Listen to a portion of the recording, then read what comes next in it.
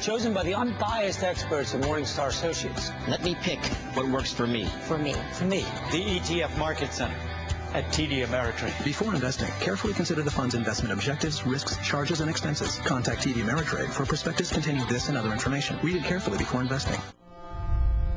Watch MSNBC shows on your phone on AT&T Mobile TV. Watch MSNBC's The Rachel Maddow Show. Visit your local AT&T store for the latest AT&T Mobile TV compatible phones. The Last Word with Lawrence O'Donnell, next only on MSNBC. May I have the first slide, please? I think we're going to have to dim the lights for this. Okay, first slide.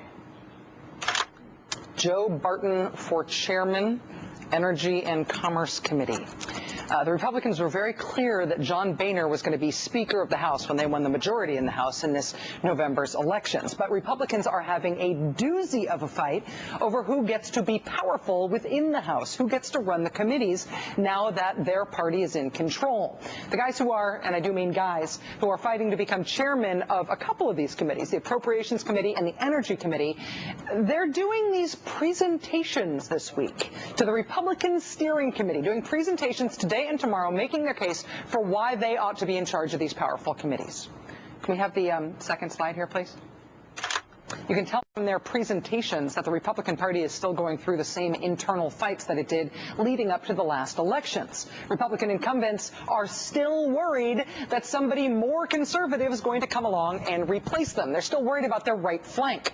So here's Joe Barton, the former oil company executive who has been the ranking member on the Energy Committee for 4 years. He is only known nationally for apologizing to BP after the BP oil spill in the Gulf of Mexico. But he's now feeling compelled to boast about just how right-wing he is to his fellow Republicans. Here he is in this slide bragging about his American Conservative Union lifetime rating.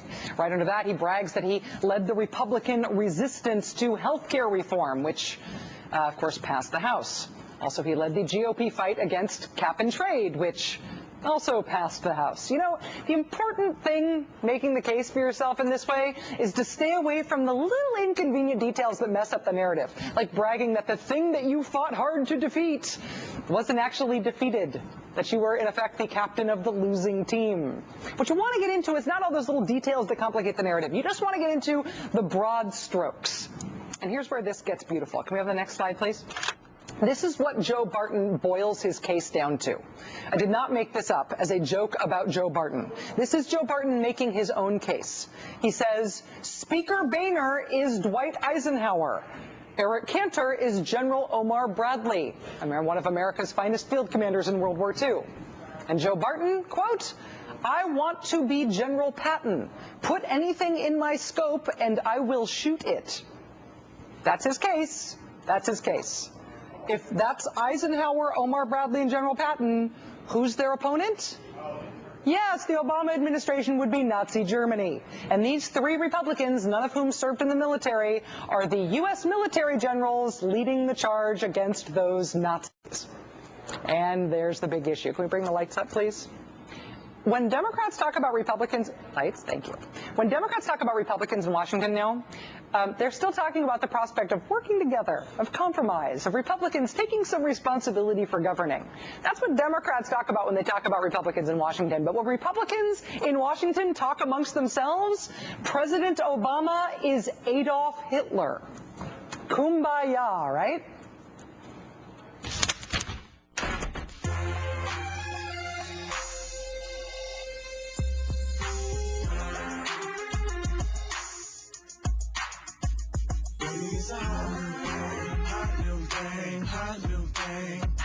It's the way you move, it really turns me on. You are hot and